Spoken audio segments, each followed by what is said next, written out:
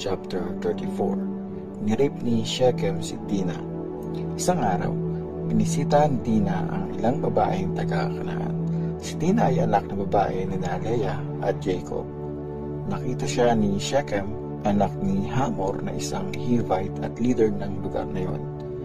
Hinila ni Shechem si Dina at saka nirape. Pero nahulog ang loob ni Shechem kay Dina. Na-inlove siya sa dalaga kaya sinuyo niya ito. Kaya sabi niya sa tatay niyang si Hamor, "Gawan niyo ng paraan para maging asawa ko ang dalagang ito." Nabalitaan ni Jacob na pinagsamantalahan ng anak niyang si Dina. Kaso, nasa bukid pa noon ang mga anak niyang lalaki at nag-aalaga ng mga baka nila. Kaya wala siyang nagawa hanggang sa makauwi ang mga ito. Pumunta kay Jacob ang tatay ni Shechem na si Hamor para kausapin siya. Sakto, dumating na rin ang mga anak niya galing sa bukid. Nang marinig nila yung nangyari, sobrang sama ng loob nila at galit na galit sila. Kasi grabing insulto sa Israel ang pang-rape ni Shechem sa anak ni Jacob. Hindi dapat ginagawa ang ganong bagay. Sinabi pa ni Hamor sa kanila, "Gustong gusto ng anak kong si Shechem ang anak mo. Please, ipakasal mo ang anak mo sa anak ko. Magkasundo tayo. Ipakasal nyo sa amin ang mga anak nyong babae at pwede nyo ring pakasalan yung mga anak naming babae. Pwede kayong tumira dito sa amin. Welcome kayo sa lugar na ito. Pwede kayong pumunta at magstay kung saan nyo gusto at magkaroon ng sarili nyong property." Sinabi rin ni Shechem sa tatay at sa mga kapatid ni Dina, "Pumayag na kayo, kahit anong gusto nyo, ibibigay ko. Sabihin nyo kung magkano ang dapat namin ibigay at kung anong regalo ang gusto nyo para maging asawa ko siya. Ibibigay ko kung anong hingin nyo. Basta, ipakasal nyo sa akin ang dalaga nyo." Inutakan ng mga anak ni Jacob ang mag-amang Shechem at Hamor kasi pinagsamantalahan ni Shechem ang kapatid nilang si Dina. Sabi ng magkapatid, "Hindi namin pwedeng ipakasal ang kapatid namin sa lalaking hindi tuli. Kahihiyan yon para sa amin. Papayag lang kami sa isang kondisyon. Dapat maging kagaya namin kayo at magpatuli ang lahat ng mga lalaki sa inyo. Saka pa lang kami papayag na maikasal ang mga anak natin. Tapos, titira kami kasama nyo at magiging isang bayan tayo. Pero kung ayaw nyo sa kondisyon namin at ayaw nyo magpatuli, kukunin namin ang dalaga namin at aalis na kami." Naging okay naman kina Hamor at Shechem yung sinabi nila. Kaya sinunod agad ng binata ang gusto nila. Kasi in love siya sa anak ni Jacob. Si Shechem ang pinaka-ginagalang sa buong pamilya niya. Pumunta ang mag-amang Hamor at Shechem sa city gate at sinabi sa mga kababayan nila, "Mabait sa atin ang mga taong ito. Hayaan natin silang tumira sa lugar natin at pumunta kung saan nila gusto. Malaki naman ang lupain para sa ating lahat. Pakasalan natin ang mga anak nilang babae at ipakasal din natin sa kanila ang mga anak natin. Pero payag lang silang tumira dito at maging isang bayan kasama natin sa isang kondisyon. Dapat magpatuli ang lahat ng lalaki sa atin, kagaya nila. Magiging atin din naman yung mga baka, mga property, at lahat ng mga hayop nila, diba? Kung papayag tayo dito na sila titira sa atin." So, pumayag nga ang lahat ng nasa city gate sa sinabi nila Hamor at Shechem. Tapos, tinuli ang lahat ng lalaking nandun. After 3 days, nung mahapdi pa ang mga sugat ng mga tinuli, pumunta sa city ang dalawang anak ni Jacob na sina Simeon at Levi, na mga kuya ni Dina. Dala nila sa city ang mga espada nila, pero hindi sila nagpahalata. Tapos, pinatay nila ang lahat ng mga lalaki. Pinatay din nila si Hamor at ang anak niyang si Shechem. Tapos, kinuha nila si Dina sa bahay ni Shechem at saka umalis. After nung pagpatay, kinuha naman ng iba pang mga anak ni Jacob ang mga ari-arian sa city para gumanti sa kahihiyang ginawa sa kapatid nila. Kinuha nila yung mga tupa, mga baka, mga donkey at lahat ng nandun sa city at mga bukid. Kinuha nila ang lahat ng kayamanang nandun, pati lahat ng nasa mga bahay. Ginawa naman nilang bihag ang mga babae at mga bata. Sinabi ni Jacob kina Simeon at Levi, "Pinigyan niyo ako ng sakit ng ulo. Magagalit na sa akin ang lahat ng nakatira ditong Canaanites at Perizzites. Pag nagkampi-kampi ang mga yan at umatake, patay tayong lahat, buong pamilya natin. Alam niyo namang konti lang ang mga tauhan ko." Pero sumagot sila, "Papayag ba kami na tratuhin niyang parang prostitute ang kapatid namin?" Genesis chapter 35. Blines ng Diyos si Jacob sa Bethel. Sinabi ng Diyos kay Jacob, "Pumunta ka sa Bethel at dun ka tumira. Gumawa ka doon ng altar para sa akin. Ako ang Diyos na nagpakita sa iyo nung tinatakasan mo ang kapatid mong si Esau." So, sinabi ni Jacob sa pamilya niya at sa lahat ng kasama niya, "Itapon niyo na ang mga Diyos-Diyosan ng ibang bayan na nasa inyo. Linisin niyo ang sarili niyo at magbihis kayo. Aalis tayo dito at pupunta sa Bethel. Gagawa ko ng altar doon para sa Diyos na tumulong sa akin noong panahong nahihirapan ako at kasama ko sa lahat ng pinuntahan ko." Kaya binigay nila kay Jacob lahat ng mga Diyos-Diyosan nila, pati yung mga hikaw na suot nila. Ibinaon yon ni Jacob sa ilalim ng oak tree malapit sa Shechem.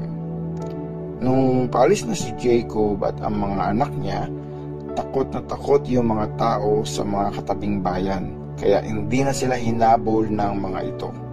Dumating si Jacob sa Luz na tinatawag na ngayong Bethel na isang lugar sa Canaan. Kasama niya ang lahat ng mga tao niya. Gumawa siya doon ng altar at pinangalan ang lugar na yon sa Diyos ng Bethel kasi doon nagpakita ang Diyos sa kanya nung tinatakbuhan niya ang kuya niya. Tapos, namatay si Deborah, ang yaya ni Rebecca, at nilibing ito sa ilalim ng isang oak tree sa bandang south ng Bethel. Tinawag na oak tree ng pag-iyak ang punong iyon. Nung pabalik na si Jacob galing sa Mesopotamia, nagpakita ulit ang Diyos sa kanya at blines siya. Sabi ng Diyos sa kanya, "Jacob ang pangalan mo, pero simula ngayon, Israel na." So, tinawag siyang Israel. At sinabi ng Diyos sa kanya, "Ako ang Diyos na makapangyarihan sa lahat. Magkaroon ka ng maraming anak. Manggagaling sa lahi mo ang maraming bansa at magiging ninuno ka ng mga hari. Ibibigay ko sa iyo ang lupang binigay ko kina Abraham at Isaac at ibibigay ko rin sa magiging lahi mo." Tapos, iniwan na siya ng Diyos. At sa lugar na yon kung saan siya kinausap ng Diyos, nagtayo si Jacob ng batong magpapaalala sa nangyari doon. Dinedicate niya yon at binuhusan ng wine at olive oil. Tinawag niyang Bethel ang lugar na yon. Namatay si Rachel. Umalis sa Bethel si Jacob at ang pamilya niya. Nung malayo-layo pa sila sa Ephrath, naramdaman ni Rachel na manganganak na siya at nahirapan siya sa pag-labor. Nung sobrang sakit na ng pag-labor niya, sabi sa kanya ng midwife, "Huwag kang matakot, Rachel. Lalaki ulit ang anak mo." pero halos mamatay na siya. At sa huling hininga niya, tinawag niyang Benoni ang anak niya. Pero Benjamin naman ang pinangalan ng tatay sa bata. Namatay si Rachel at nilibing siya sa tabi ng daan papunta sa Ephrath na tinatawag ngayong Bethlehem.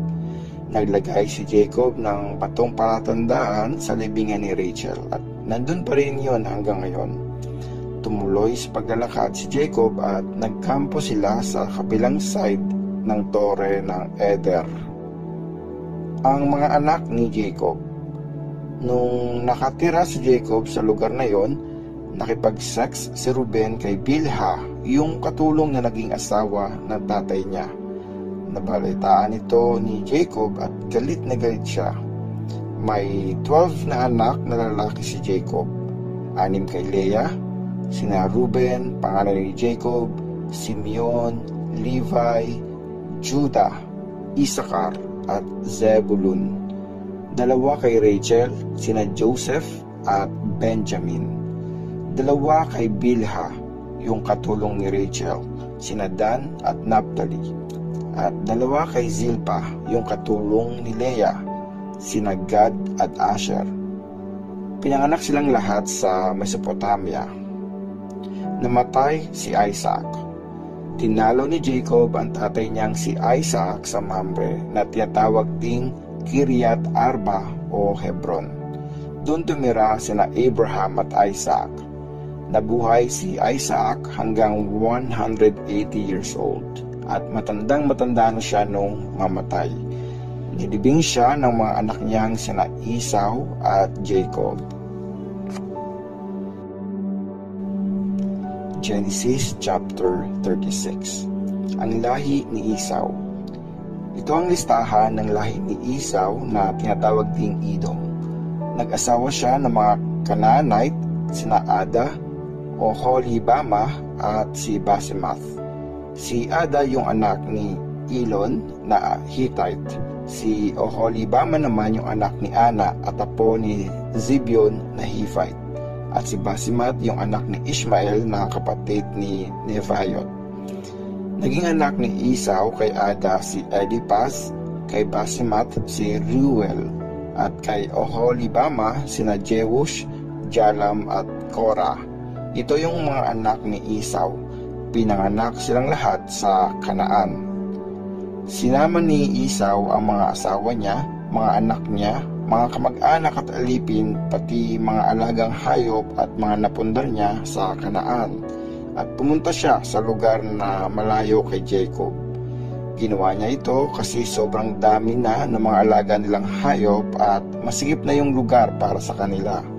Kaya doon na sila tumira si Esau, na tinatawag din Edom sa mabundok na lugar ng Seir. Si Esau ang nuno ng mga Edomites at ito yung lahi niya. Anak ni Esau kay Ada si Eliphaz, anak ni Eliphaz sina Teman, Omar, Zepho, Gatam at Kenaz. Si Amalek naman ang anak ni Eliphaz kay Timna. Si Reuel ang anak ni Esau kay Basemath.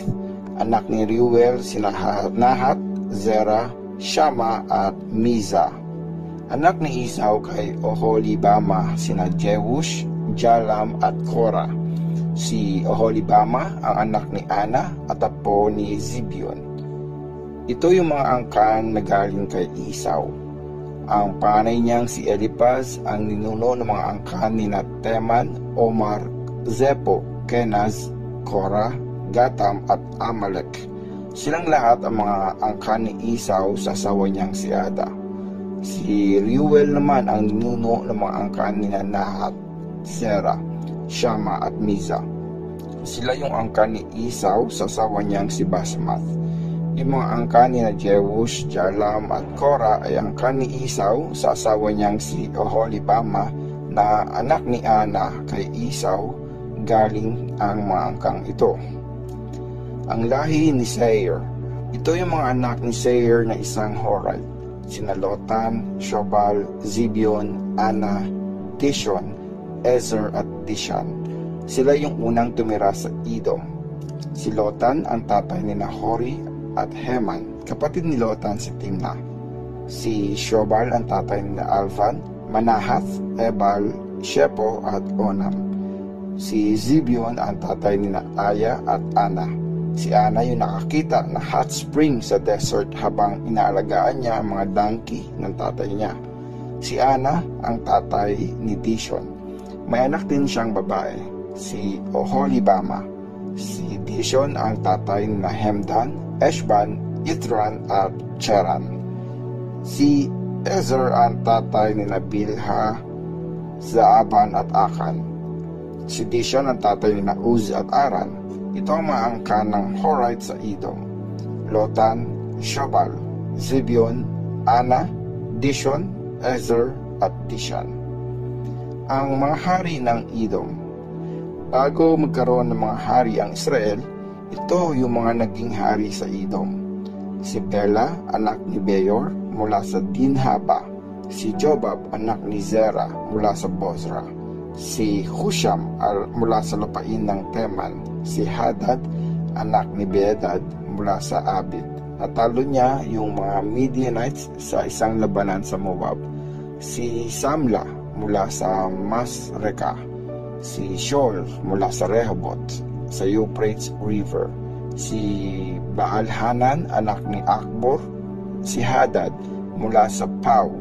Asawa niya si Mehetabel, anak ni Matred at apo ni Mezahab. Si Esau ang ninuno ng mga angkan ng Edomites na ito: Timna, Alva, Jeteth, Oholibama, Ela, Pinon, Kenaz, Teman, Mibzar, Magdiel at Iram. Pinangalan sa angkan nila yung mga lugar kung saan sila tumira.